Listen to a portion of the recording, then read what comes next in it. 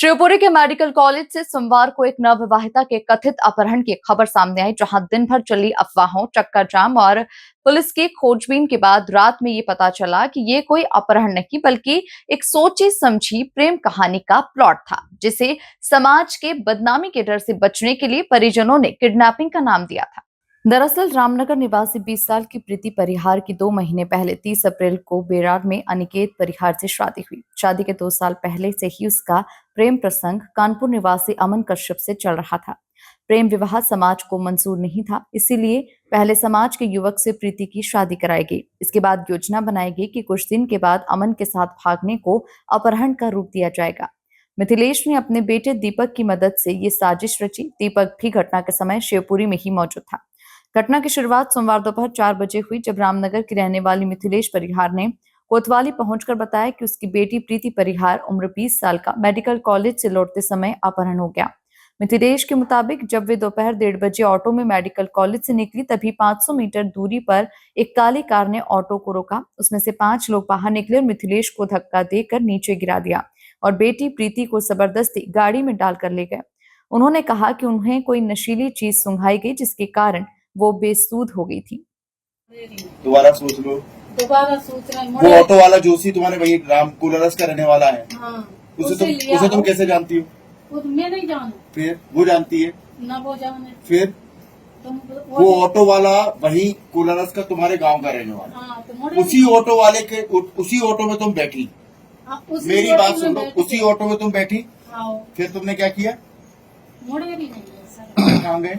मुड़ेरी नहीं। फिर कहाँ गए? बड़ी चौराहे। फिर बड़े चौराहे। फिर वहाँ क्या किया तुमने? बड़े चौराहे पे क्या किया? बैठे हैं हम। क्यों बैठे? किसका इंतजार कर रहे थे? इंतजार नहीं कर रहे सर। फिर क्यों बैठे थे? बैठ के। देखो माता जी, हाँ, मैं आपसे फिर बोल रहा हूँ, अभी भी आप आधा सच्चा आधा झूठा बोल रहे हो। आप पूरा सच बोलो।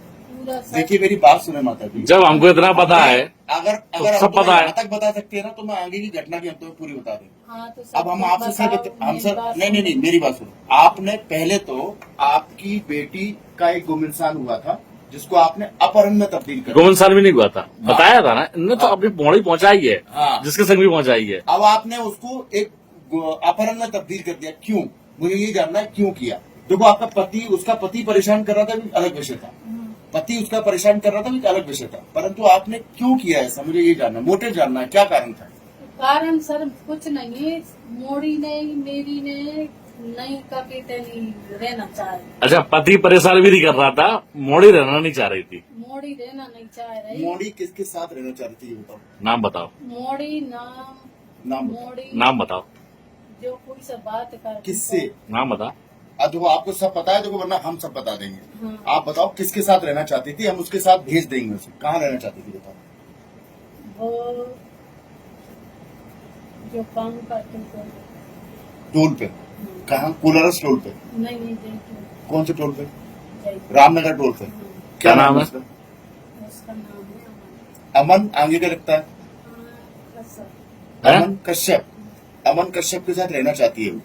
अमन कश्यप कहाँ रहता है अभी? कानपुर। तो वो कानपुर चली गई। देखो सच बोलो, झूठ नहीं बोलना। लड़की कानपुर चली गई। हाँ। कैसे गई कानपुर? वो ना ना ना ना, तुमने ही उसको आपने तो बैठाला है उसको संग में। तुमने ही उसको भिजवाया। हमारे पास फुटेज है। हाँ, हमारे पास पूरी रिकॉर्डिंग है। आपने ही उसको भिजवाया है। नहीं भेजा सर, जेब सर।